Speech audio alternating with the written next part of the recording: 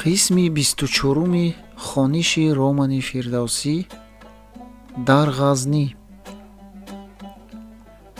Яке аз ҳамсафарон, Усто Салоҳиддин ном марди ғазнигӣ, ки аз гуфташ дуредгар будааст, аз Кобул ба шаҳри худ бармегашт. ӯ дар роҳ бо Фирдавсӣ шиноса шуда, дар Ғазнӣ аз рӯи мусофирнавозӣ шоирро бо ҳамроҳонаш ба манзили худ фуруд овард. Фирдавсӣ ба ӯ гуфт, ки дар ин шаҳр Абусаъдии Маншурӣ ном шоир ва баққол зиндагӣ мекунад, балки Салоҳиддин ӯро мешинохтагист. Усто номи он шоирро шунида бошад ҳам худашро намешинохтааст. Маншурӣ ошнои дерини Фирдавсӣ буд. ӯ хост, ки аз омадани худ пеш аз ҳама ба ҳамин ошнояш хабар диҳад. Писари навҷавони Салоҳиддин дарҳол ба суроғи Маншурӣ рафта, ӯро пурсон дар яке аз растаҳои шаҳр дар дукони баққолиаш ёфт. Шоири баққолпеша дуконашро баста, бо ҷавон ба хонаи Усто шитофт. Абусаъди Маншурӣ аслан самарқандӣ буд. Фирдавсӣ бо вай 35 сол пеш, вақте ки дар ҷустуҷӯи шоҳномаи Мансур ба Бухоро омада, аз он ҷо барои зиёрати мазори рӯдакӣ ба Самарқанд рафта буд, дар ҳамон ҷо шиноса шуда буд. Шоири ҷавон ӯро то зодгоҳ ва қабри рӯдакӣ то деҳаи Панҷруд мушоят карда буд. баъдҳо байни дуяшон гоҳ-гоҳ мукотиба ҳам ба амал меомад. Маншурӣ якчанд сол пеш ба Ғазнӣ кӯчида, дар он ҷо дукони баққолӣ кушода буд. ӯ баъзан дар ситоиши Султон Маҳмуд қасидае ҳам мегуфт. Инак ду шоири дар ҷавонӣ бо ҳам ошно шуда, дар пирӣ ба дидори ҳам расиданд. Маншурии қаддарози қоқина аз умри 60-солааш камсолтар ва бардам менамуд. дуяшон оғӯш ба оғӯш шуда, як фурсат ҳамдигарро раҳо накарда, вохӯрӣ намуданд. ҳамватан ва мухлиси устоди Самарқанд шодии худро аз дидор бо байти ӯ «Ҳеҷ шодӣ андар ин ҷаҳон бартар аз дидори рӯи дӯстон» изҳор карда мегуфт. овозаи офаридгори шоҳномаи бузург аз офаридгораш пештар ба мо расида буд. шукру сипос худовандро, ки лутфу карамаш имрӯз худи устоди муаззамро ба мо муштоқони дидори ӯ расонид. банда ҳанӯз шоҳномаро надидам ва ба умеди дидану хонданаш ҳастам. фақат як бор дар маҷлиси Маликушшуаро қироати порае аз достони Рустам ва Суҳробро шунида будам. ваҳ устод, агар медидед он ҷо чӣ шавқу шӯре дар дили сомеон афтод. ин фақир ба худ гуфтам, инак рӯдакӣ зинда шудааст. навин султони шуаро бар тахти мулки адаб нишастааст. вай Фирдавсиро ба меҳмонӣ хонда, бегоҳирӯзӣ ба хонааш бурд.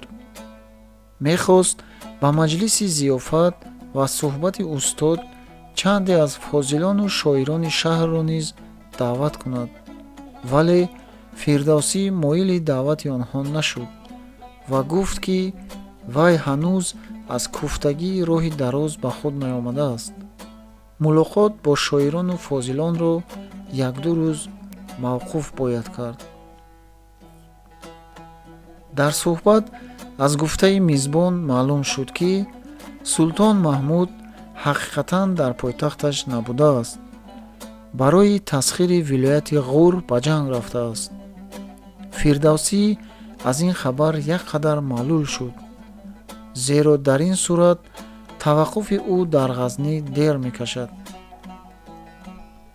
мусофирони тусии мо он шабро дар меҳмонхонаи Маншурӣ гузарониданд. рӯзи дигар ҷумъа буд. фирдавсӣ то вақти намози ҷумъа майли тамошои шаҳр намуд. мизбон ҳар серо ба сифати роҳбалад ба сайру тамошои шаҳр бурд. пойтахти салтанати навбунёд монанди шаҳри худи фирдавсӣ дар кӯҳпоя афтода, аз ҷониби шимоли шарқӣ дар нимҳалқаи кӯҳсорон қарор гирифта буд. самти ҷануби кушода дашти ҳамвори бекарона барои лашкаркашиҳои султони ҷангҷӯ ба тарафи Ҳиндустон соз ва мусоид. ғазнӣ ним аср пеш шаҳраки музофитие пеш набуд, аммо аз соли 962 ба ин ҷониб азбозе ки сарлашкари Сомониён Алптегин ёғӣ шуда сӯи он шаҳри ҷанубии сарҳадӣ гурехту дар вай аморати мустақили худро бунёд кард, шаҳр васеъ ва обод шудан гирифт. ворисони Алптегин, амир Сабуктегин ва писари вай Маҳмуд чун сиёсати кишваркушоӣ пеша карданд. давлати нав аз ғорату яғмои ҳамсоядиёрҳо то рафт ғанитар мешуд. амирон ва амирзодагон, вазирону надимон, сарони лашкар ба худ коху кошонаҳои муҳташам бино карда буданд. султон барои шӯҳрати худ масҷиду мадрасаҳои бошукӯҳ, ҳамомҳо, корвонсароҳо месозонд. чорбоғҳои султон ва аъёну ашроф ба нузҳату сафо ҳар яке беҳтар аз дигаре буд. дар растаҳо, тимҳо, қатори дуконҳои бозоргоҳ молу матои ҳиндӣ, мисрӣ, хитоӣ, туркистонӣ, эронӣ ва самарқандиву бухороӣ савдо мешуданд. маншурӣ меҳмононашро бо қадди хушкруд наҳри камобе ки аз мобайни шаҳр мегузашт бурда, ин кохи фалон вазир, фалон амир, фалон надим ё сараскар, кушки фалон қозӣ, шоир, имом, шайх гӯён ҳардам ба иморати зебое ишора менамуд. офтоб аз қиём гузашта, ҳавои сентябр тафсон буд. соати намози ҷумъа ҳам расид. фирдавсӣ ва абдуллафу бобак намозро дар масҷиди ҷомеъ хонданд. дар ҷамоати масҷид фирдавсиро касе нашинохт. вай аз меҳмондораш хоҳиш карда буд ки агар аз ӯ кӣ будани ҳамроҳи пирашро пурсанд, гӯяд ки як мусофири ошност. шоир ҳоли ҳозир диққати мардумро ба худ ҷалб кардан намехост. онҳо дар қафотари намозхонҳо қарор гирифта буданд. маншурӣ ба фирдавсӣ аз дур шоирони дарборӣ ва мадҳони султон Маликушшуаро, унсурӣ, зинатӣ, фаррухӣ, асҷадӣ ва чанде дигарро нишон дода мешиносонд. шоирон ва дигар як даста шахсони бовиқору ҳашамат ки зоҳиран соҳибмансабон, уламо ва машоих буданд, баъд аз намоз аз масҷид баромада ба тарафи қалъа равон шуданд. ба тамошои ғанимати ҷанг мераванд, гуфт Маншурӣ ба Фирдавсӣ.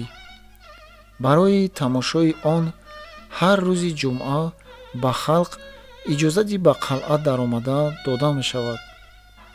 агар майл доред, биёед бо ҳам меравем, ғаниматҳо дар воқеъ диданианд.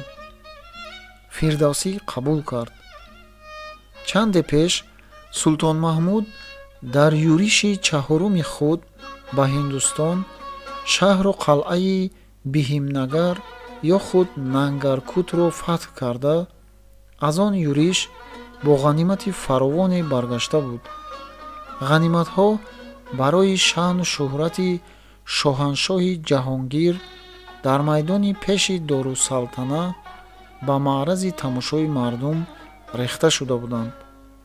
пушта пушта тиллои нуқра, ҷавоҳирот, ҳазорҳо ман олоти симину зарин, хонае аз нуқраи соф ва ғайра бо хосу ом намоиш дода мешуданд. бузургон ба суфа баромаданд. маликушшуаро Унсурӣ ва дигар шоирони дарборӣ низ баромада дар сафи онҳо истоданд. як мансабдори шикамғавз бо овози харошидаи рагдор хитобат сар кард. вай ба издиҳоми тамошогарон ҷанги азими Биҳимнагар, фатҳи қалъаи бузурги осмонсои дар фарози кӯҳ ҷойгирифтаро, нақл ва далериву шаҳомати Султон Маҳмудро мадҳ менамуд.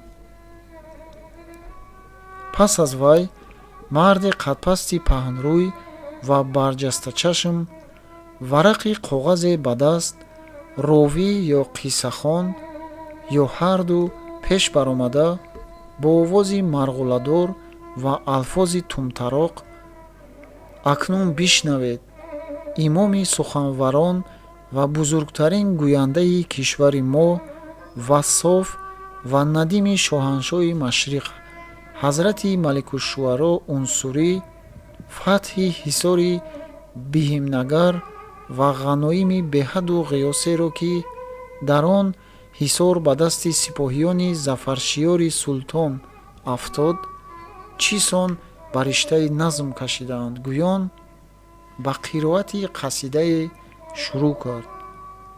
чун мисраъҳои зеринро мехонд, якзайл бо ангушти даст ба он ғаноиму беҳаду қиёс ишора менамуд.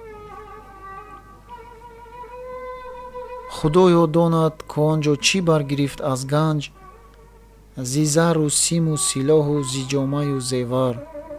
фузун аз он набувад рег дар биёбонҳо, ки пеши шоҳи ҷаҳон буд тӯдаи гавҳар.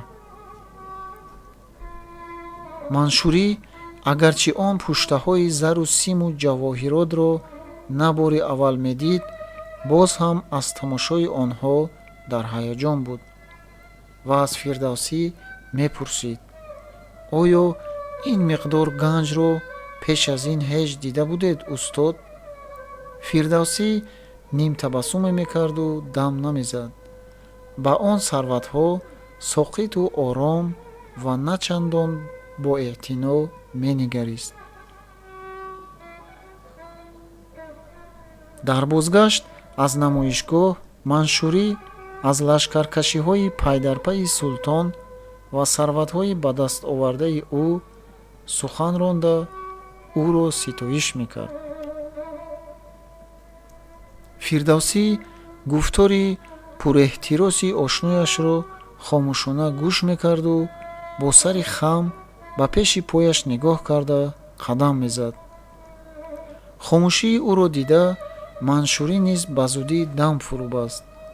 дар байни сукути ба миён омада, Фирдавсӣ ба ногоҳ чунин суханҳо бар забон ронд: дар Хӯросон қаҳтӣ, деҳаҳо, сарбанди обҳо вайрон, ҷӯйҳо хушкида.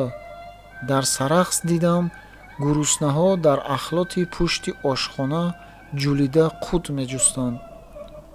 Маншурӣ ҳайрон шуд ва донист, ки дар вақти бо шавқу ҳаяҷон сухан рондани ӯ дар бораи ганҷи шоир ба чӣ хаёлу андеша будааст.